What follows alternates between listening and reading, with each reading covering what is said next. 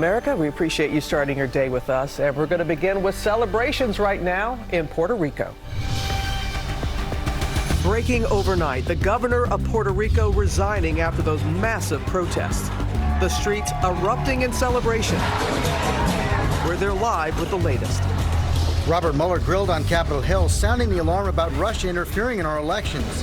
He refuses to clear President Trump of wrongdoing, but stops short of calling for impeachment. What it means for 2020, will Russia try to meddle again? North Korea sending a message, firing 2 missiles, their first launch since that historic meeting with President Trump in the DMZ. And breaking overnight, disgraced financier Jeffrey Epstein reportedly taken to the hospital as he faces sex trafficking charges. This 2-year-old caught on camera climbing onto an airport conveyor belt travels through a maze of baggage scanned by an X-ray machine. The moment TSA saves him, and what his mother is now saying. And the inventor trying to make history on his flyboard by crossing the English Channel but falling into the water halfway through. Thankfully, he's okay. Now his wife promising this won't stop him from getting back on the board again.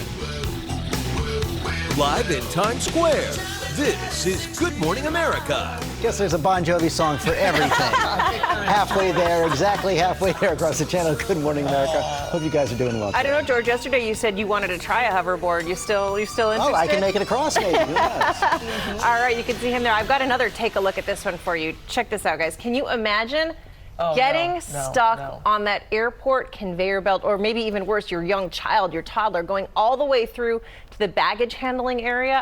My mom might have said, keep her. If she did it, keep her. I'm glad that he's okay, and we're going to speak with his mother a little bit later. But we're going to begin with that breaking news overnight. The governor of Puerto Rico resigning, announcing his plans to step down after nearly 2 weeks of protests. People you see erupting in celebration on the streets of San Juan, and that is where Victor Oquendo starts us off this morning. Good morning, Victor. Good morning, Robin. It was a late night across the island, especially right here in Old San Juan, right in front of the governor's mansion, where police officers are still in place. For the hundreds of thousands who have been calling for him to resign, he made it clear in his late night message, their demands were overwhelming. The streets of Old San Juan erupting overnight. Moments after Governor Ricardo Rosselló announced his resignation, the celebration underway.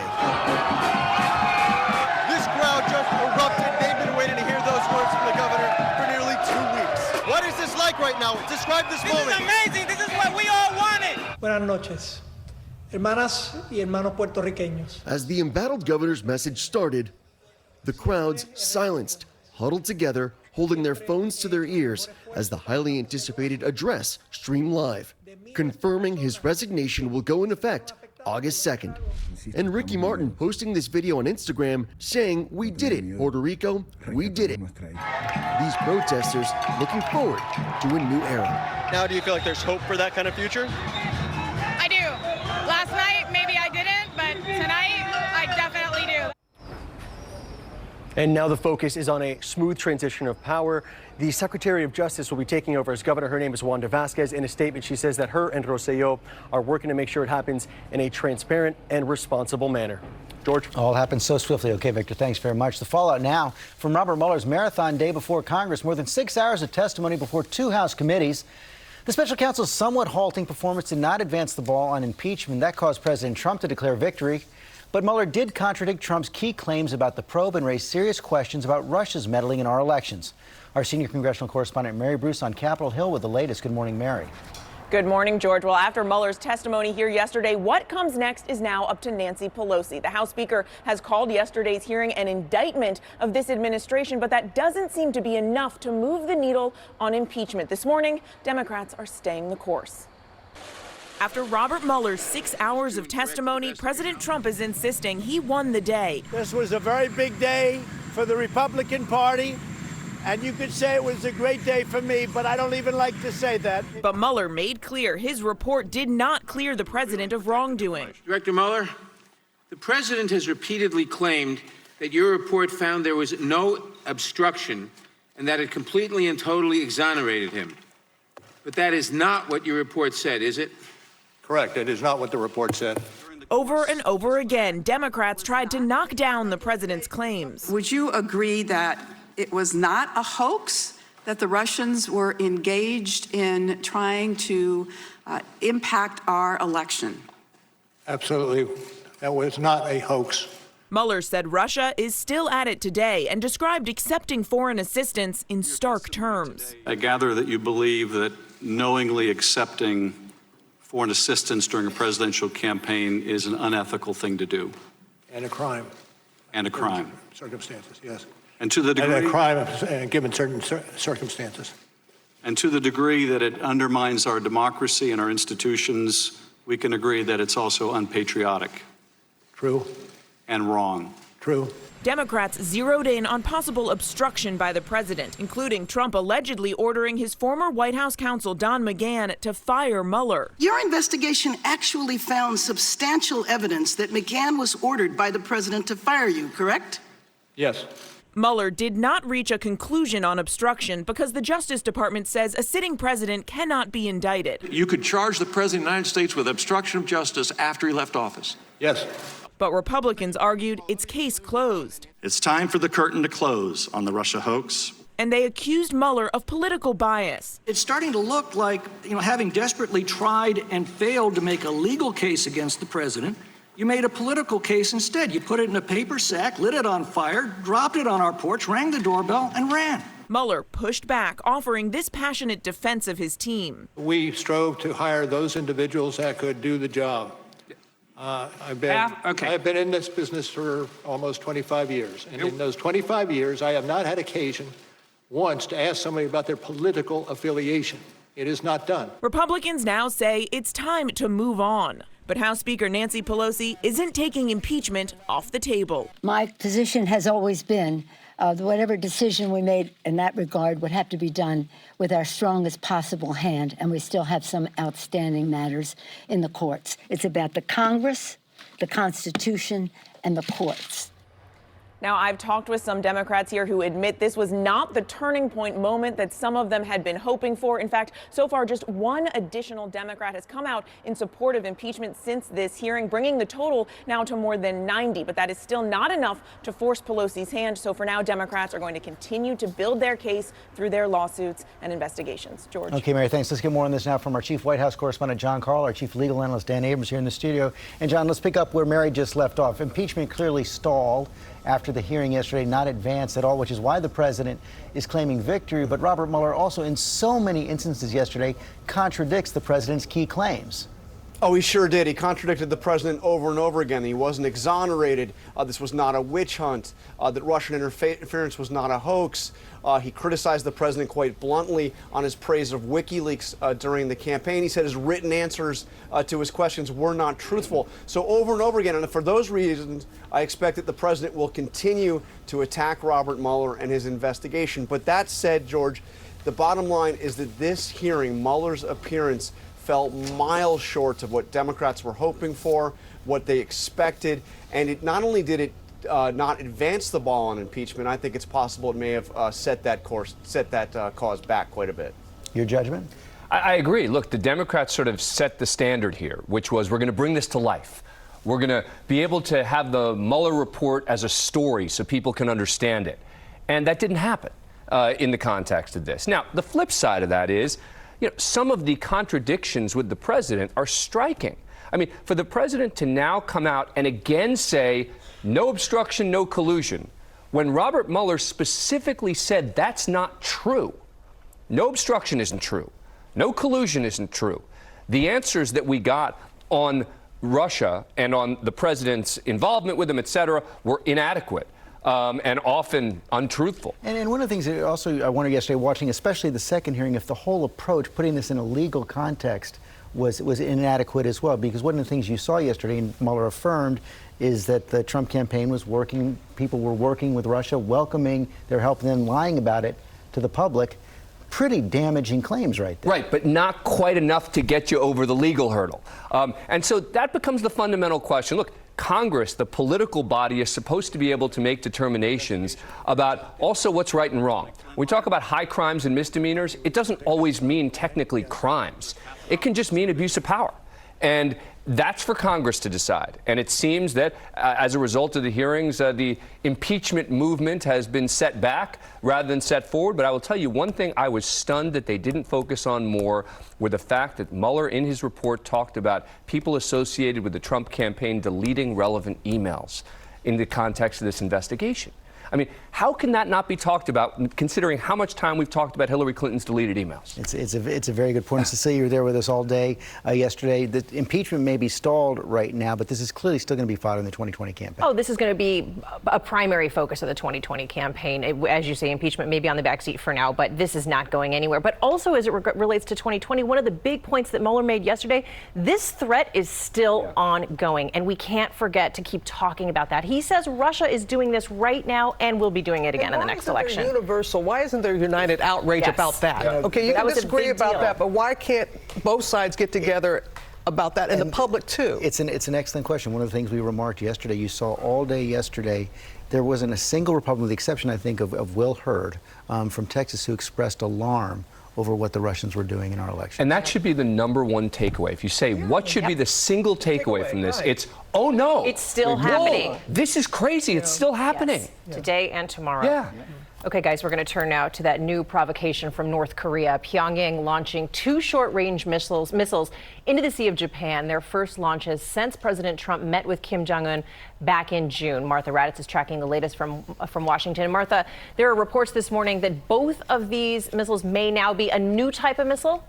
Exactly, Cecilia. South Korean military officials confirming now that both missiles had features indicating they were a new type of short-range ballistic missiles, one of them traveling more than 400 miles into the sea, the other traveling more than 250 miles, both fired from mobile launchers. There were 2 short-range missile tests back in May as well. These most recent launches could be in reaction to U.S. South Korean military exercises that are planned for next month. Kim has warned that if those exercises were not canceled, it could affect nuclear negotiations. But as you know, President Trump continues to say he has a very good relationship with Kim, although there has been no progress on denuclearization. Cecilia? Okay, Martha, thank you. George? Okay, we're going to turn now to that mystery surrounding disgraced financier Jeffrey Epstein. He was taken to the hospital from the jail cell where he's awaiting trial on sex trafficking charges, and he's back now in the cell amid questions about what happened. ABC's Whit Johnson is here with what we know right now. Good morning, Whit.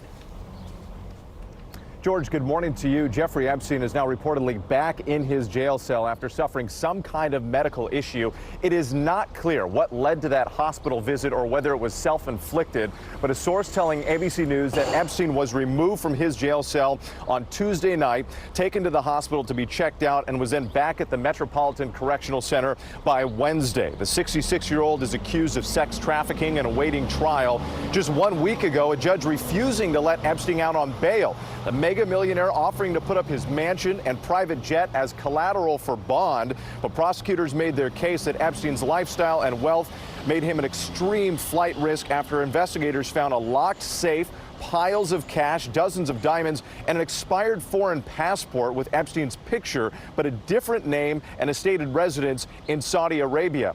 Epstein's attorneys were planning to appeal the judge's decision to hold him without bond. He's expected back in court next week. George? Yeah, we need a lot of answers there. Okay, thanks very much, Whit. Robert? Sure too, George. Now to the race to contain those dangerous fires out west. More than 40 large wildfires are burning from Texas to Oregon, including a massive blaze near a nuclear site in Idaho. Ginger is tracking it all for us. She's there in Pittsburgh for us this morning. Good morning, Ginger. Good morning to you, Robin. That nuclear site was actually a nuclear lab where they had to get non-essential employees out because they were worried about the sheep fire. 13,000 acres burned already, and Idaho Falls, it's very close to there. So we're watching that one. We're also watching so many other fires. This brush fire just north of San Jose that built up. Very hot there, and the heat is building going into the weekend. So the fire conditions aren't great. You see some of the watches all the way up to Montana. This ridge is taking over the west. You've also got flash flood watches from much of Nevada into Southern California. Because of those burn scars in the monsoon, you could end up seeing some of that rain, but look at that heat. We'll see some of the deserts above 120 this weekend, Cecilia. It is a scorcher out there. Okay, Ginger, thank you. We'll turn now to breaking developments involving American rapper A$AP Rocky. This morning, he was officially charged with assault in Sweden, where he's been held in custody for 3 weeks now. Gio Benitez has the latest.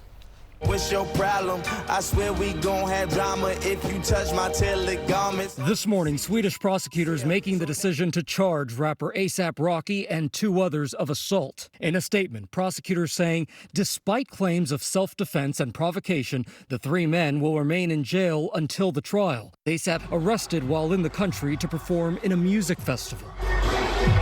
The 30-year-old New York native, along with 2 of his backup performers, were taken into custody days after this street fight obtained by TMZ.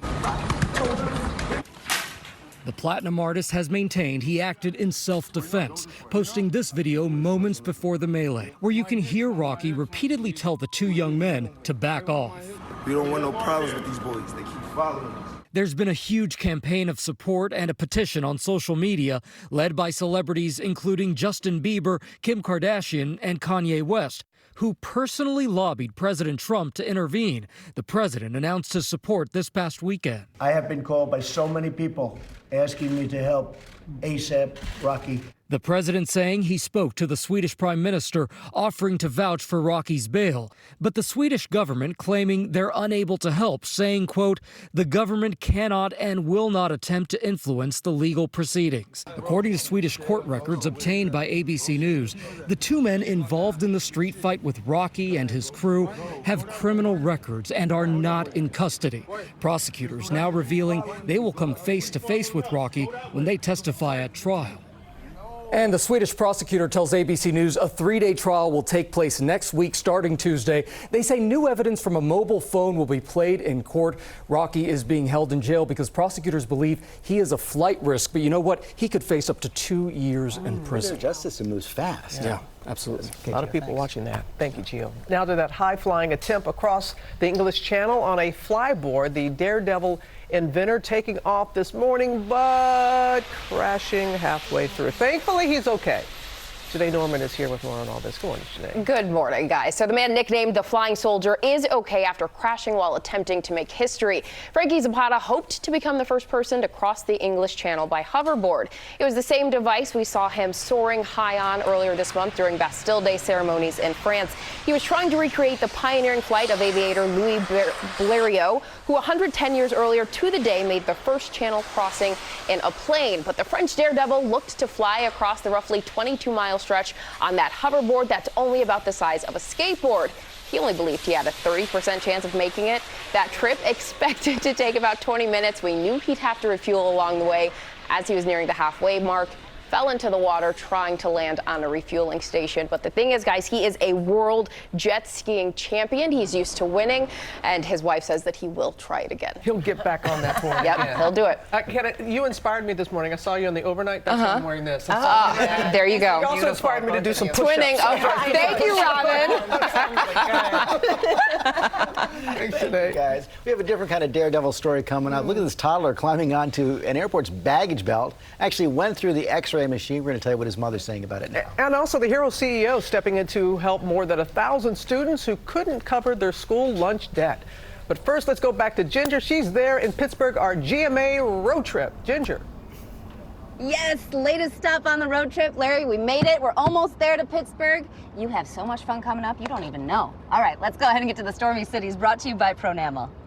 What patients don't realize is what they eat and drink is likely acidic, and then what's happening is the weakening of enamel. Now is the perfect time for a toothpaste like the new Pronamel Repair. This toothpaste takes it to the next level. It takes minerals and it drives it deep into the tooth surface so that we can actively help repair weakened enamel. I do think dentists are going to want to recommend the new Pronamel Repair toothpaste. Such an easy answer, and it will do exactly what their patients need.